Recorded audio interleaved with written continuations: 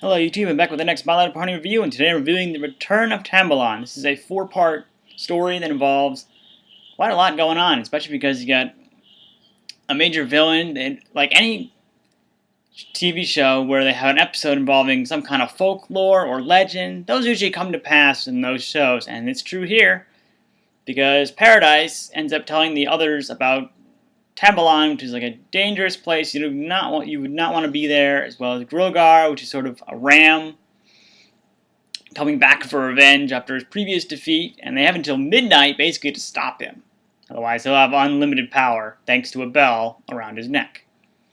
And of course, whether you're going in or staying or trying to escape, it's not that easy, because when Grogar ends up getting everyone captured, doesn't capture everyone, but those that manage to not get captured can't get in. It's not that easy. I mean, Danny survives, the Bush Willies survive.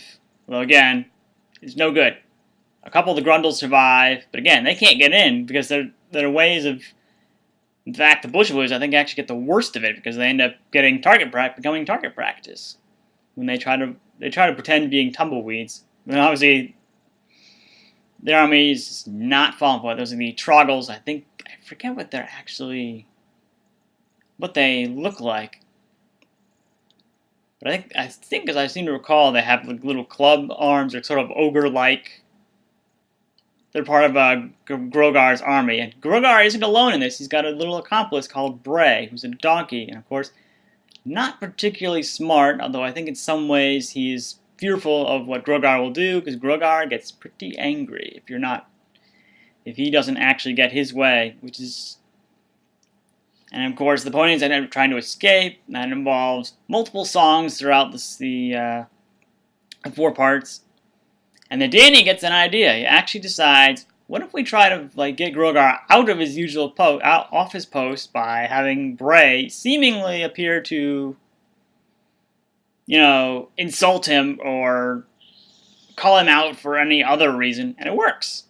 But of course, even then, they all get thrown in the dungeon. Yes, it's got a dungeon there. It's got more or less a castle.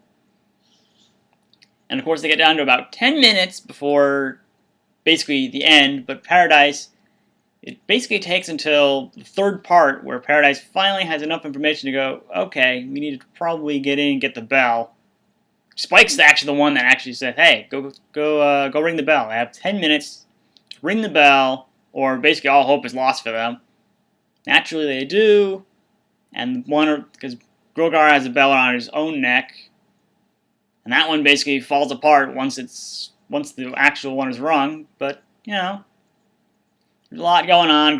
It's not like Grogar is such a pushover. They actually, because even when the other ponies try to get the gate down after attempting to escape, the gate's too strong for them.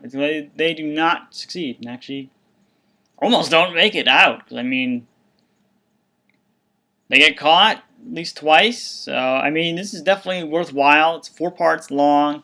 You get a nasty villain, get a little bit of humor in there because of Bray. Bray's not particularly smart, but at the same time, he does try to get the message across. He does. The only reason why they end up escaping the first time is because they get a little help. I mean, they get Bray completely. Let's see, I forget who it is exactly, but they end up getting the keys from him, leaving him dizzy on the floor. But it's not just them. The others actually end up having to find another way to escape because they need fresh air. So they end up using, an opening in the ceiling, a crack in the ceiling to actually, because Fizzy's the one that actually gets this part done.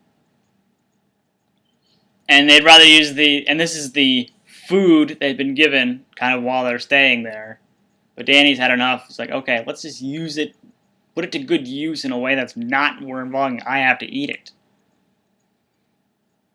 So yeah, there's a lot going on. If you enjoy Rescue from Midnight Castle, aka Firefly's Adventure, you'll probably enjoy this as well.